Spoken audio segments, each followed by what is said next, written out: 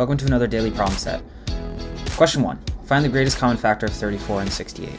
So when we're looking for the greatest common factor, we want to find the largest number that divides both of these terms, 34 and 68.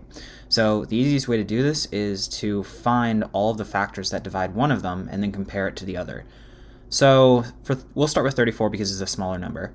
For 34, we know that the two numbers that divide this are 2 and 17. The largest number that divides this is going to be exactly half of whatever we have. So the largest possible, basically. If you have an odd number, this won't work. So 35, for instance, this would not be divisible by 1/2 of 35. But for 34, because it's an odd number, we know that the largest number that divides it is half of it.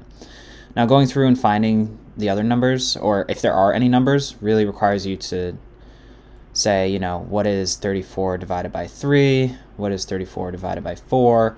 And you basically keep doing this until you get up to half of whatever it is that you're looking at. So for this, I know that the only terms that divide 34 are 2 and 17. Now, since we're looking for the greatest common factor between these two terms, all we need to do is compare these and see if they also divide 68. So 68 is divisible by, well, we know it's definitely divisible by 2 because it's an even number. Now we'll check it to see if it's divisible by 17.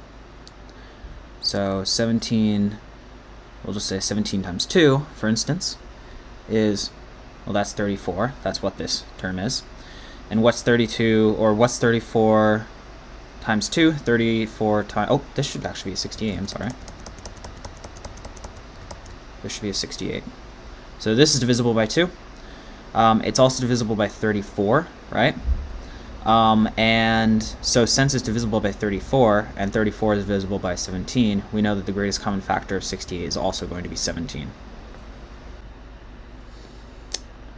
Alright, moving on to question 2. We're going to determine a bunch of different expressions. So we'll start with the first one. What is 4 squared? Well, we just have to remember what squaring means. If we have a squared, for instance, what this means is a times a. It's just whatever the value is, whatever the number is, multiplied by itself.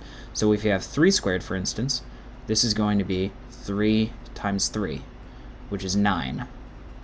So for 4 squared, we can rewrite this as 4 times 4. And what is 4 times 4? Well, that's 16.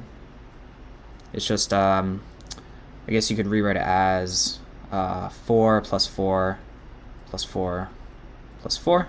It's just 4 groupings of 4, and that gives 16. So that's this one. What about this one? So we'll rewrite. Again, we remember what squaring means. So this works for fractions also. We can just rewrite 5 halves squared is 5 halves times 5 halves. And then we just have to remember how to multiply fractions. We actually have a worksheet on this that you can take a look at in our arithmetic course list. But basically, when you're multiplying fractions, you multiply across the top and you multiply across the bottom. So 5 times 5 is 25 over 2 times 2 is 4. Since these don't have any common terms between them, they can't be simplified, so this is our final answer. Now moving on to this term, -6 squared. Just doing what we did before, this means -6 times -6 equals, since we're multiplying a negative times a negative, remember that that gives us a positive, so this is going to be 36, right? Positive 36, because 6 times 6 is 36, and a negative times a negative is a positive. Our final problem is negative parenthesis 7 squared. Now this is important because the negative is not inside the parentheses, so when we rewrite it, remember that we're only squaring the 7, right?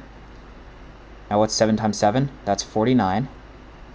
And since we're multiplying a negative times 2 positives, right, both of these are positive, we have to drop the negative out front too.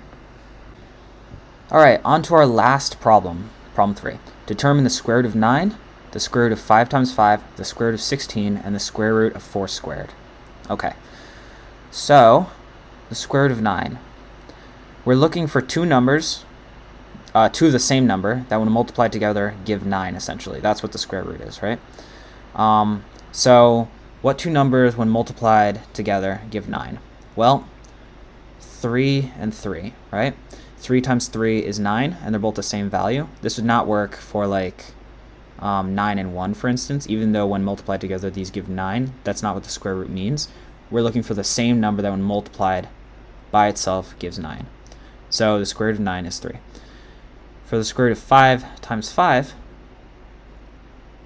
we can rewrite this as the square root of 5 squared, right? Because it's the same number multiplied by itself. So that's 5 squared. And remember that the square root and the square are opposites, right? They cancel each other out. So we can simply rewrite this as 5. For the square root of 16, we're again looking for a number that when multiplied by itself gives 16. We can test out different values. We can say 5 squared. Well, that's 25, right? Because 5 times 5 is 25. 6 squared gives 36. 6 times 6 gives 36. And 4 squared, let's see, this gives 16, right? 4 times 4 is 16. So the square root of 16 is going to be 4. Now the final problem is just the square root of 4 squared. Well, this is a lot like this problem, right? The squares cancel out with the square root, and so we're just left with 4. And that's our final answer.